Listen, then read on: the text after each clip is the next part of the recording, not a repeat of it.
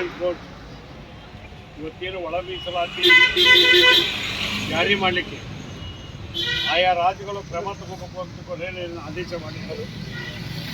ನಾವು ಹಿಂದೆ ಹೋರಾಟ ಮಾಡಬೇಕಾದಾಗ ಒಳ ಮೀಸಲಾತಿ ಜಾರಿ ಮಾಡಬೇಕಾದ್ರೊಳಗೆ ದೊಡ್ಡ ಧ್ವನಿ ಇರ್ತೇವೆ. ನಾನು ಒಬ್ಬ ಸನ್ಮಾನ್ಯ ಮುಖ್ಯಮಂತ್ರಿ ಅಂತ ಸಿದ್ದರಾಮಯ್ಯನವರು, ಸನ್ಮಾನ್ಯ ಎಚ್ ಸಿ ಮಾದೇವಪ್ಪನವರು ಮೊನ್ನೆ ಒಂದು ಸಭೆ ಆಗಿತ್ತು.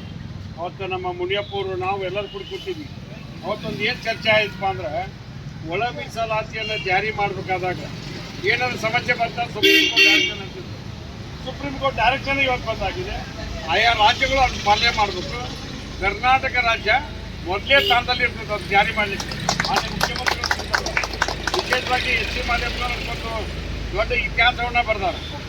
ಒಬ್ಬ ಸಚಿವರಾಗಿ, ಸಮಾಜ ಕಲ್ಯಾಣ ಸಚಿವರಾಗಿ ಅವ್ರ ಜೊತೆ ಮಾತನಾಡಿ ಇದು ಹೆಂಗೆ ಜಾರಿ ಮಾಡ್ಬೇಕನ್ನೋದ್ರೊಳಗೆ ನಿಮ್ಮ ಧ್ವನಿಯಾಗಿ ಅಷ್ಟೇ ಅಲ್ಲ, ನಮ್ಮ ಜವಾಬ್ದಾರಿ ಪ್ರಜಾಪ್ರಭುತ್ವವನ್ನು ಕೊಟ್ಟು ಡಾಕ್ಟರ್ ಬಿ ಆರ್ ಅಂಬೇಡ್ಕರ್ ಅವರು ಸರ್ವಧರ್ಮರಿಗೂ ಸರಿಯಾಗಿರಬೇಕು, ನಮ್ಮ ಸಮಾಜಕ್ಕೂ ಇದಿರ್ಬೇಕಂತ ಎಲ್ಲ ಇತಿಹಾಸನ ಬಂದಿಟ್ರ. ಆ ಇತಿಹಾಸವನ್ನು ಪಾಲನೆ ಮಾಡ್ತಕ್ಕಂಥದ್ದು ಸಂವಿಧಾನಾತ್ಮಕವಾಗಿ ನಮ್ಮ ಕರ್ತವ್ಯ. ಅದನ್ನು ಮಾಡ್ತೀವಿ ಅನ್ನೋ ಮಾತಾಡಿ ನಾನು ಮಾತಾಡ್ತೀನಿ.